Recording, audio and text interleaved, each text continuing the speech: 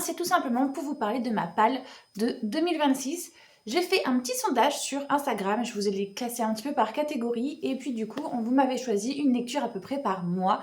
Donc voilà, on va parler tout de suite de ma palle de 2026. J'ai bien évidemment mon petit cahier avec moi pour être sûr que je ne me trompe pas parce que moi et ma mémoire de poisson rouge, ça c'est pas du tout sûr. Donc on commence avec janvier. J'étais partie évidemment dans une thématique un petit peu plus froid, voire un petit peu noëlesque pour tout ce qui me reste évidemment de ma palle de Noël. Et puis évidemment froid, donc ok, glace, tout ça, tout ça. Donc j'avais mis Briariou, le tome 1, The Chase. J'ai mis Mariage et Sortilège, qui est une romance de Noël. J'ai mis Jusqu'à Noël et Winter, qui est le tome 2 dans les saisons de Vivaldi de Flora Peoni. Celui qui a gagné évidemment sans en grande surprise, c'est le Briariou, The Chase, le tome 1 de Elle Kennedy. Ça fait partie de mes objectifs de l'année, donc ça tombe bien. J'ai l'année dernière mis pour objectif de lire les Dieux du Campus, les Off Campus et les Campus Driver. J'en ai lu 2 sur 3, donc voilà, comme j'ai avancé sur les Off Campus, ils sont tous lus, je vais pouvoir cette année me mettre sur les Briariou. On est sur une romance ok, et je crois qu'on est sur Opposite Attractive, là, enfin bref, les opposés s'attirent. On est sur une fille qui va rentrer dans la colocation avec 3 garçons, donc comment ça va se passer, on va bien voir. J'ai une amie qui m'a dit que Célcine avait été très différent par rapport aux autres parce qu'il a été écrit pendant le mouvement MeToo. Donc voilà, j'ai hâte de voir comment Elle Kennedy a pu traiter de la chose, s'il y a justement une volée un peu plus féministe que dans ses autres écrits. Donc voilà, très hâte de le lire et de me mettre à jour d'un Briariou comme ça.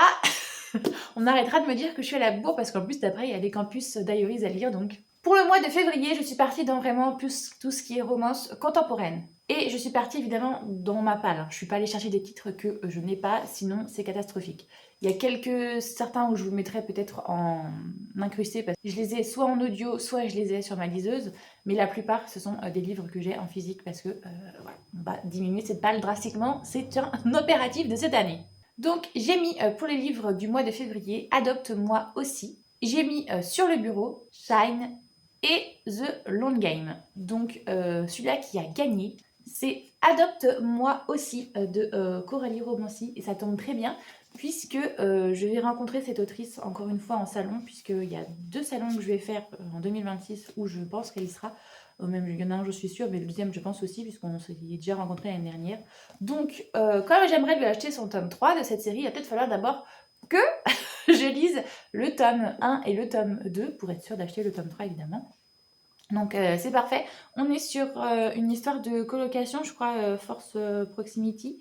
2 personnes qui n'ont rien à voir l'un avec l'autre. Voilà, on a Léonard, bureau de travail, routine, régulier, aspire à reprendre le siège de son entreprise familiale.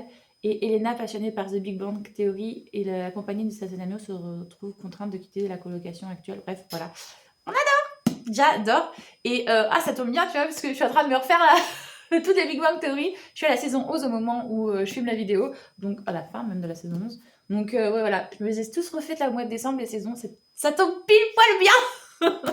Donc j'ai très hâte justement de voir les petits clins d'œil qui vont être mis à la série en même temps dedans. Et hop, je vois que le gars s'appelle Léonard déjà de base, donc on a forcément un clin d'œil. Mais pour ceux qui ne suivent pas, Big Bang Theory, c'est une série sur des geeks tout simplement, sur des mecs qui sont des scientifiques et qui vont avoir en coloc en face une fille qui est absolument canon, qui est bête comme ses pieds, qui débarque justement à Los Angeles pour devenir actrice. Et en fait, justement, il y a ce double échange que à la fois elle devient, entre guillemets, elle apprend des choses grâce à eux parce qu'eux, ce sont des scientifiques, donc ils sont vraiment plus côté académique et tout, ils sont très intelligents, hein, on va pas se mentir.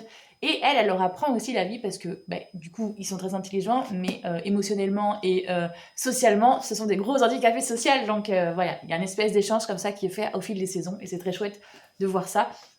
Donc voilà, j'ai hâte du coup de lire parce que j'avais pas remarqué qu'il y avait une petite référence à une série que j'adore. Pour le mois de mars, je suis partie évidemment un petit peu plus sur, bien le 8 mars, hein, désolée, mais sur un peu plus des récits qui étaient un peu plus féministes dans ma palle. Donc j'ai mis un essai, j'ai mis Femme invisible, j'ai mis A Kiss of Iron, qui est une romantécie, mais de ce que j'en ai compris du plot justement, où la femme va s'émanciper un petit peu de tout le carcan sociétal et tout.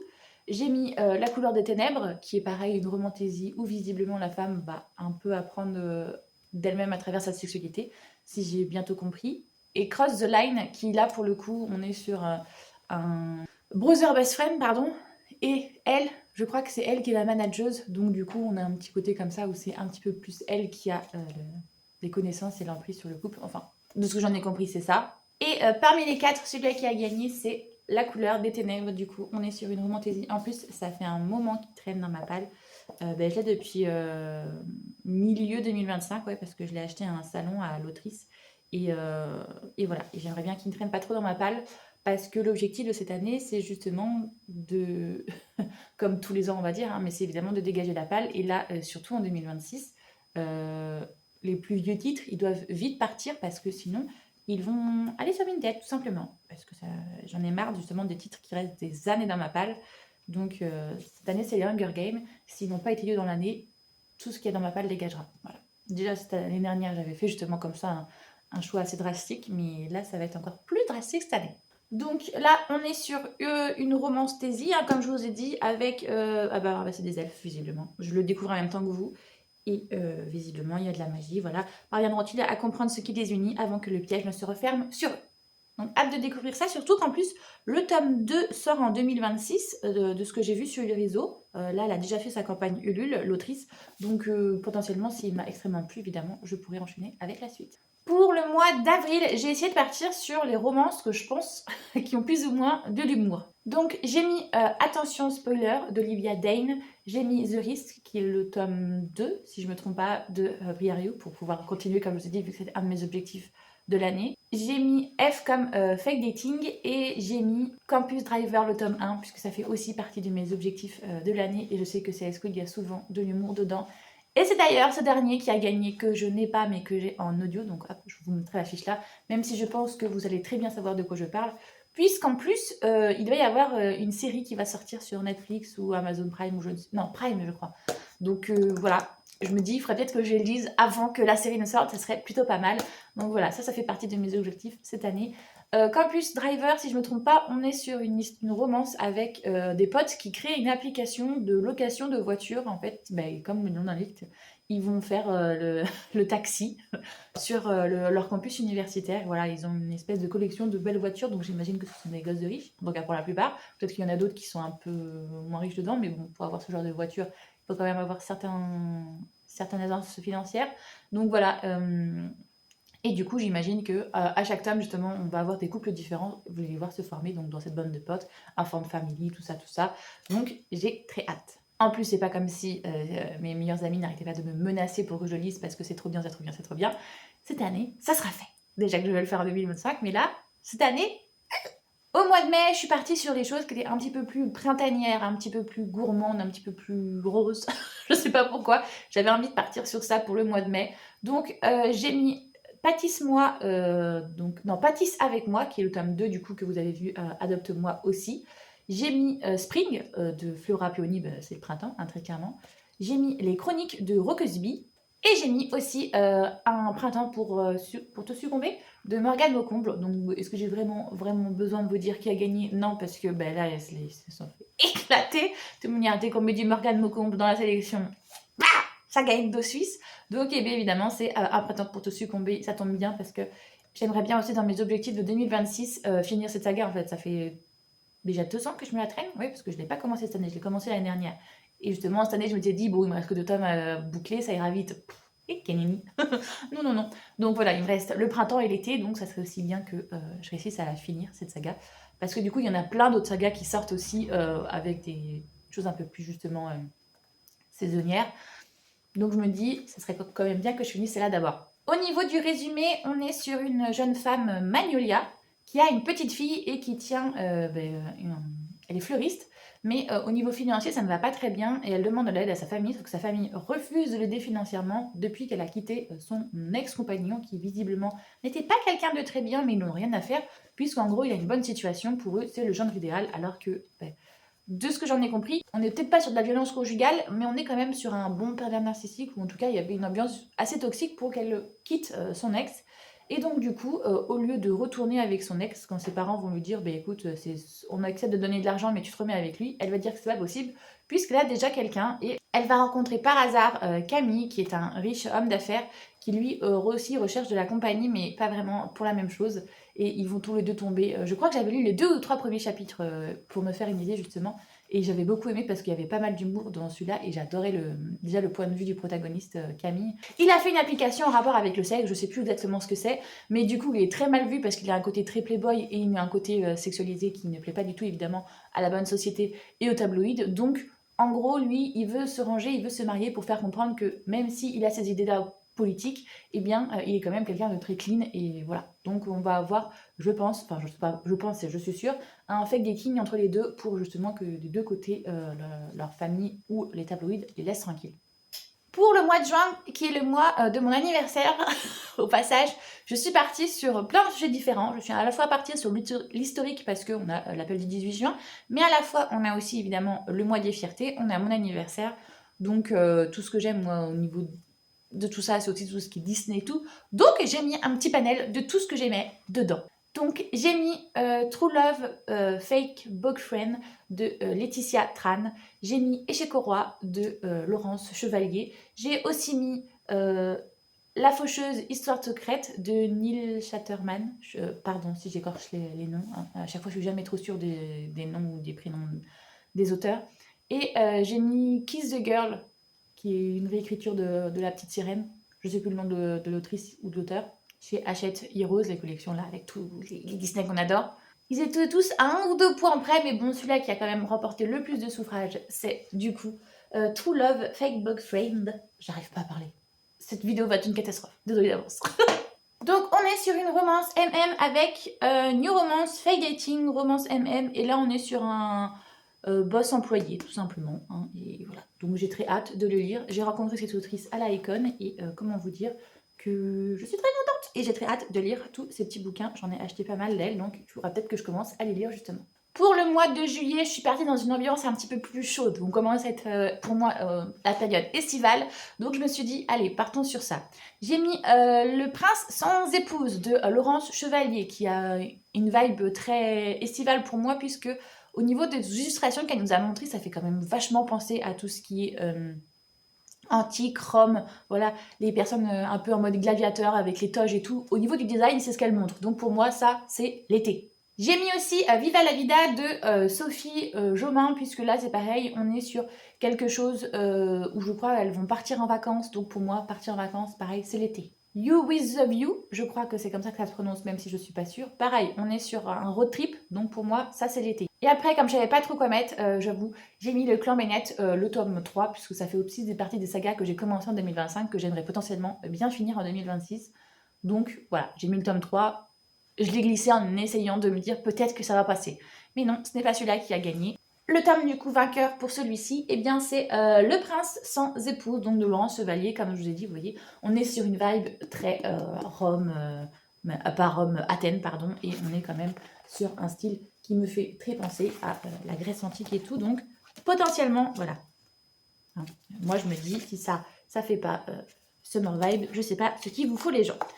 Donc voilà, on est sur une romance et je crois même qu'on est sur une romantaisie. Voilà, romantaisie destinée à un public averti, voilà, et majeur. Pour régner, il doit l'épouser, mais le cœur d'une guerrière appartient au cobain, pas à un prince. Déjà, ça annonce sa couleur. Il est dans la merde, le gars. Donc voilà, très hâte de lire et voir ce que ça donne. De toute manière, Laurence Chevalier, je lui fais confiance. Tout ce que j'ai lu d'elle, j'ai apprécié. Donc voilà, très hâte de lire. Pour le mois d'août, je suis restée un petit peu dans la même thématique parce que, bah oui, moi, mois d'août, ça me fait penser à la plage, à la mer, au sable, voilà. Donc, je me suis dit, on va rester un peu dans cette thématique. J'ai mis Les sirènes de Malibu de Taylor Jenkins Reid. J'ai mis Les vrais amours de cette même autrice. Ainsi que Last Little Lies de Fanny D.L., puisque ça se passe pareil, je crois, en été, cette histoire. Et j'ai mis Summer, parce que, est-ce que j'ai vraiment besoin d'expliquer au vu du titre ? Non, Summer, c'est le tome 4 des Vivaldi, des saisons de Flora Peony, et c'est ça qui a gagné. Donc ça veut dire qu'il va falloir que je me bouge le popo, puisque j'ai toujours pas fini Automne, le tome 1, au moment où je filme la vidéo. Donc voilà, cette année, il faut que je m'enchaîne tous les Vivaldi, en plus de toutes les séries que je vous ai dit que je voulais continuer potentiellement. Donc, il va falloir que je me motive un petit peu. Pour ceux qui ne connaissent pas les saisons Vivaldi de Flora Peoni, on est sur une série de 4 tomes où justement en fait on part d'une fratrie qui sont des circassiens, ce sont des personnes qui viennent du monde du cirque, et chaque tome est sur un des personnages de cette fratrie. Donc on a le premier tome qui est sur Automne, qui est sur une des 2 jumelles, le deuxième tome qui est sur Winter, le fils aîné, le troisième tome qui est sur Spring, le petit dernier, et le quatrième tome qui est sur Summer, du coup, la deuxième jumelle, la jumelle de Automne. Donc voilà, on est sur cette fratrie qui fait partie du cirque et qui, dans chaque tome, eh bien, on voit une performance différente, enfin une activité du cirque différente, et évidemment leur romance à eux. Donc on va voir Summer, qui a quand même l'archétype justement, c'est superficiel, blonde, grande, élancée, nanani nana. Donc c'est pas forcément un personnage qui m'attrait le plus pour le moment, je vous avouerai, mais je me dis qu'elle a quand même droit à un peu d'amour comme tout le monde, donc on va voir ce que son histoire va donner à elle. Pour le mois de septembre, je suis partie sur des titres qui me font autant une vibe pour moi été qu'une vibe automne. Voilà, je me suis dit, c'est le mois un peu transitoire, un peu la rentrée des classes, donc on va partir sur quelque chose comme ça. J'ai mis Runaway, qui est un livre de Rohan Lockhart et de Lily Aim. J'ai mis Anatole à Maffle Creek, truc comme ça là. Un livre hyper étonnant pour le coup. J'ai mis aussi Liberté oblige, qui est le tome 2 de Noblesse oblige. Et j'ai mis Un été pour te retrouver de Morgane Maucombe. Vous vous en doutez qui a gagné, bien sûr. Donc c'est Un été pour te retrouver qui a gagné. Donc on est sur le tome 4 de cette saga. Donc potentiellement, je finis cette saga en 2026, ce qui serait assez chouette. Et pour le coup, là on est sur donc la dernière copine de la bande, et elle, je crois que elle était fiancée à quelqu'un, mais ça s'est pas bien fini. En gros, ça n'est pas allé jusqu'au bout du mariage. Donc, je crois que là, on est sur un second shot, justement. Elle va retrouver cette personne des années plus tard, et eh bien, est-ce que la flamme est toujours là ou pas? Et je crois qu'on a une espèce de triangle amoureux, si je me trompe pas, parce qu'au niveau des fanarts, un coup elle est avec un gars et un coup elle est avec un autre gars sur les lus. Donc je sais pas si justement son cœur ne va pas battre pendant cet été pour 2 personnes, un ancien amour et un nouvel amour. À voir, évidemment. Pour le mois d'octobre, vous vous en doutez, je suis partie sur quelque chose de très witchy vibe, enfin même pas witchy, c'est plutôt Halloween vibe, puisque je suis partie sur justement tout ce qui est créatures, sorcières, vampires, loups-garous, tout ça, c'est ce que je veux au mois d'octobre. Donc j'ai mis Le temps des sorcières, La société secrète des sorcières extraordinaires. Je sais plus c'est quoi ce titre à chaque fois, je me perds dans les mots, dans quel sens ils sont. Un duel avec un seigneur vampire, et puis j'ai mis On se reverra en enfer aussi. Le titre qui a gagné, c'est celui-ci, évidemment, La société très secrète des sorcières extraordinaires, que je n'ai pas lu l'année dernière, que je n'ai pas lu cette année. Et donc je me dis, bon, 2026 c'est ton année, surtout qu'en 2025, elle a sorti en plus un autre titre qui n'est pas une suite, mais qui est un peu dans la même vibe. Donc voilà, je me dis, il va falloir que je m'y mette sérieusement quand même. Tout le monde en parle, tout le monde a adoré, il n'y a pas de raison. Donc voilà, on est sur l'histoire d'un monde où il existe des sorcières, mais en gros c'est notre monde un peu, on est plus sur du fantastique que de la fantasy, et on est sur une sorcière qui fait semblant d'être une sorcière sur les réseaux sociaux, même si elle est réellement une sorcière.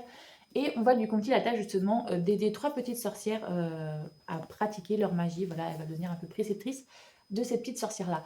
Donc voilà, j'ai entendu beaucoup de bien, quelque chose de très cocooning, de très chouette à lire. Donc voilà.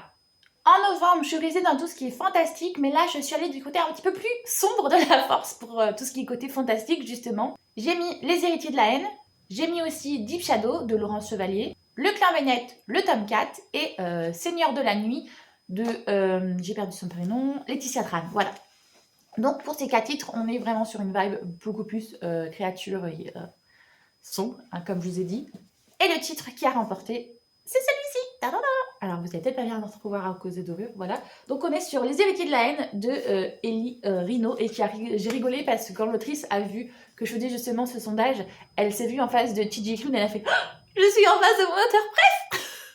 Et donc du coup ça m'a fait rire de voir sa réaction sur Insta. Donc du coup pour Les héritiers de la haine, il n'y a qu'un but, tuer la princesse, et celle-ci était juste sous ses yeux. L'ennemi n'est pas toujours celui-là qu'on croit. Donc il me semble qu'on est sur un bon enemies to lovers des familles. Voilà, ça faisait un petit moment qu'il me faisait de l'œil, et j'étais jamais allée jusqu'au bout. Là c'est bon, je l'ai acheté, et donc eh bien hâte de voir ce que ça va donner. Et pour le mois de décembre, évidemment, je suis repartie sur tout ce qui est romance de Noël à foison. J'ai mis Jusqu'à Noël de Erika Boyer, Mariage et sortilège de Erin Sterling, L'ingrédient secret pour un Noël parfait de Valentine Stergan, et La ferme des sapins de Laurie Gilmore. Le titre qui a gagné, eh bien, c'est La ferme des sapins de Laurie Gilmore, enfin les sapins de Noël, pardon. Voilà, est-ce que j'ai besoin de vous expliquer pourquoi il est magnifique. Et celui-là, je pense pas que je le lirai en décembre, en plus je pense que je le lirai en janvier avec les autres romans de Noël, puisque je le possède. Mais bon, il fera partie de ma palle, comme ça, il sera lu avant. Ce qui sera bien mieux, parce que cette année, justement, en 2025, le seul titre qui me reste à lire, c'est justement de ma pile de l'année. C'est une des 3 romans de Noël que j'avais mis en fin. Et j'en ai lu 2 sur 3, il ne m'en reste qu'une, donc elle va repartir pour l'année prochaine. Je suis un peu triste, j'avais presque réussi à lire toute ma palle de l'année 2025, mais bon. Et j'ai lu les premiers chapitres de cette romance, mais d'ici la fin de l'année, je ne pense pas que j'aurai le temps de finir. Mais du coup, je disais, donc on est sur une romance de Noël, on est sur un Grumpy Sunshine. C'est la fille cette fois-ci qui est Grumpy et le gars qui est Sunshine. On est sur une fille qui va arriver dans Dream Harbor, justement un petit small town, et elle va reprendre la ferme de sapins alors qu'elle déteste Noël. Donc évidemment, quand tu reprends une ferme de sapins de Noël, c'est un peu, un peu touchy. Et donc du coup, justement, comme les gens de Dream Harbor sont très farm family, ils vont dire à Bennett, qui le frère de la protagoniste du 1, qui ne vient pas de la ville en lui-même, il vient juste voir justement sa sœur, bah, vu que tu es un petit peu extérieur à tout ça, est-ce que tu pourrais aller la voir pour tâter un peu le terrain. Et donc on va avoir une romance entre les deux, et j'ai très hâte de lire ça. C'est combien de flamèches? 2 flamèches. Bon, normalement ça devrait aller. On est dit sur des romances qui sont pas là pour se casser la tête. On a des petites touches d'humour aussi, surtout moi j'avais bien aimé dans le 1, on avait pas mal d'humour. Dans le 2, on avait beaucoup plus de smut, mais bon, voilà, c'est expliqué par rapport au sujet. Donc dans ce 3, j'espère qu'on a un peu moins de smut, mais qu'on est toujours dans une ambiance de Noël, good vibes, comme j'adore, et franchement, une romance pas pour se prendre la tête. Donc voilà pour ma pile à lire de cette année, de l'année 2026. Comme je vous ai dit tout au long de cette vidéo, j'ai aussi plein d'autres objectifs de lecture, évidemment. J'aimerais finir les Kéléana, ça c'est un de mes objectifs. Donc comme je vous ai dit, les Vivaldi que je voudrais finir, les Morgane Moncomble, là, les Seasons. Il y a aussi les Briariou que j'aimerais lire et les Campus Driver. Donc voilà, ça fait partie de mes objectifs de 2026 en plus de cette palle. Si vous aussi vous aimez bien faire cet exercice, quels sont, vous, vos objectifs de lecture pour 2026? Moi, voilà, je vous ai montré un petit peu ma palle et mes objectifs de séries que j'aimerais lire et finir, terminer. N'hésitez pas, il y a l'espace commentaire qui est là pour ça. Évidemment, si vous souhaitez soutenir ma chaîne, n'hésitez pas à liker la vidéo, ça aide énormément pour le référencement. Et puis, si vous souhaitez voir le reste de mes vidéos, n'hésitez pas à vous abonner. Si vous ne savez pas quoi mettre en commentaire, que vous ne voulez pas mettre un commentaire construit, n'hésitez pas à laisser un petit emoji. Mettez des petits emojis feux d'artifice, puisque normalement cette vidéo sortira en 2026, donc je vous souhaite évidemment une bonne année au passage. Moi j'espère que tout va bien pour vous, que vous passez un bon moment, que vous faites de bonnes lectures, et je vous fais tout plein de gros bisous.